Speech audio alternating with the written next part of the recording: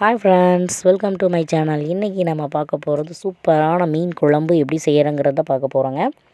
அதுக்கு பார்த்திங்கன்னா 2 kg மீன் வந்து க்ளீன் பண்ணி எடுத்து வச்சுருக்கேன். அந்த 2 kg மீனுக்கு தேவையான அளவுகள் தான் இப்போ நம்ம பார்க்க போகிறது. 1/4 கிலோ சின்ன வெங்காயம், 4 பல் பூண்டு, கருவேப்பிலை, ஆயில் ஆட் பண்ணி நல்லா வதக்கிக்க போகிறேன். வெங்காயம் நல்லா வதங்கினதுக்கப்புறமா 2 தக்காளி, பெரிய தக்காளி கட் பண்ணி எடுத்து வச்சுருக்கேன். தக்காளி ஆட் பண்ணி நல்லா வதக்கிக்க போகிறேன். நான் பார்த்திங்கன்னா இரும்பு பாத்திரத்தில் தான் வந்து ஃப்ரை பண்ணிகிட்ருக்கேங்க. இரும்பு சட்டியில் நம்ம செய்யும்போது நமக்கு நல்ல இரும்பு சத்து கிடைக்கும், ரொம்ப நல்லது அப்படிங்கிற மாதிரி சொன்னாங்க. அதனால் நான் இரும்பு சட்டியில் தான் மேக்ஸிமம் செய்வோம்.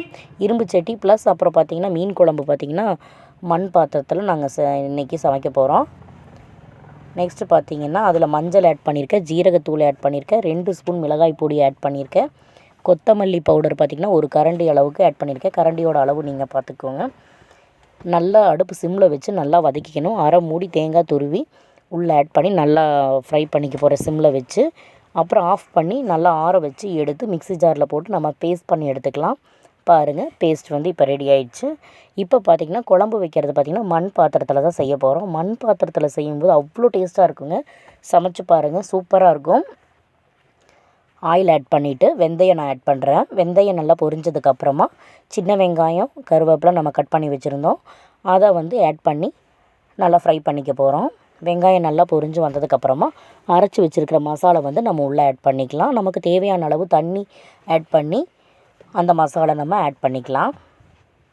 மண் பாத்திரத்தில் செய்கிறதுக்கு டேஸ்ட்டே வந்து ஒரு டிஃப்ரெண்ட் நல்லாவே இருக்கும். நீங்கள் ட்ரை பண்ணி பாருங்கள். மீன் குழம்பு இந்த மாதிரி நான்வெஜ் ஐட்டம்ஸ் வந்து இந்த மண் பாத்திரத்தில் செய்யும்போது சூப்பராக இருக்கும். இப்போ பார்த்திங்கன்னா 2 எலுமிச்சங்காய் அளவுக்கு நான் இது புளி எடுத்து ஊற வச்சுருந்தேன். அதை வந்து புளி தண்ணி இப்போ உள்ளே ஊற்றியாச்சு. மசாலோட பச்சை வாசனை போனதுக்கப்புறமா பார்த்திங்கன்னா மீன் ஆட் பண்ணிக்கலாம். மீன் ஆட் பண்ணி ஒரு 10 மினிட்ஸ் தாங்க, சீக்கிரமாக பாயில் ஆயிரும். கரண்டி போடவே கூடாது மீன் போட்டதுக்கப்புறமா. இப்போ பாருங்கள், மீன் பீசஸ் வந்து நான் உள்ளே ஆட் பண்ணிக்கிறேன். மீன் பீசஸ் உள்ளே ஆட் பண்ண உடனே நம்ம கரண்டியே போட்டு கிண்டவே கூடாதுங்க, மீன் உடஞ்சிரும். குழம்பு வந்து திக்னஸ் ஆயிடுச்சாங்கிறது மட்டும் பார்க்கணும். அப்புறம் உப்பு காரம் மட்டும் நம்ம பார்த்துட்டு தேவைக்கு ஏற்ப மறுபடியும் 2வது போட்டுக்கலாம். அவ்வளோதாங்க, சூப்பரான மீன் குழம்பு ரெடி ஆயிடுச்சு. ஃபஸ்ட்டு டே சாப்பிட்றத விட செகண்ட் டே, தேர்ட் டே வச்சு சாப்பிட்டா தான் வேறு லெவலில் இருக்குங்க. சூப்பரான மீன் குழம்பு ரெடி ஆயிடுச்சு. பாருங்கள், அவ்வளோதான், ஓரளவுக்கு திக்னஸ் வந்துருச்சு. மீன் போட்டதுக்கப்புறம் பார்த்திங்கன்னா 10 to 15 மினிட்ஸ் தாங்க.